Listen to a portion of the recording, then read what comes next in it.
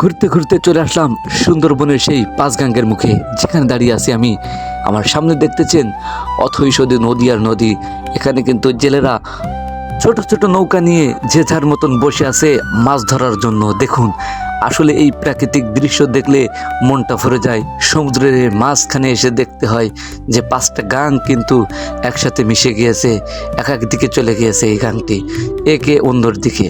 তারপরে প্রাকৃতিক এত সৌন্দর্য, মেঘলা আকাশ, আর এই জেলেরা কিন্তু মাছ ধরতেছে।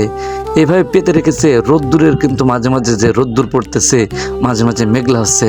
এইভাবেই কিন্তু তারা সবসময় ছাতি মাথায় দিয়ে বসে থাকে এই নদীর মাঝখানে জীবিকা নির্বাহনের জন্য।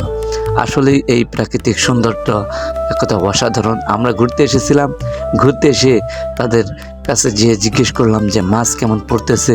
তারা কিন্তু বলতেছিল যে মাছ পড়তেছে টুকটাক, সামান্য, এখন এই সিজনে মাছ একটু কম পড়তেছে। তো দেখতে আপনারা সামনের দিকে থাকেন, সবসময় পাশে থাকেন। এই যে আমাদের মাঝি ভাই দেখতেছেন, আসলে তার মনটা কিন্তু অনেক ভালো। সে কিন্তু আমাদের নিয়ে চলে এসেছে এখানে, কোনো কিছু টাকা ছাড়াই নিয়ে চলে এসেছে। তারপরেও আমরা তাকে অনুরোধ করেছিলাম টাকা নেওয়ার জন্য। কিন্তু অনেক মন ভালো এখানের মানুষদের, আর ব্যবহার অনেক ভালো।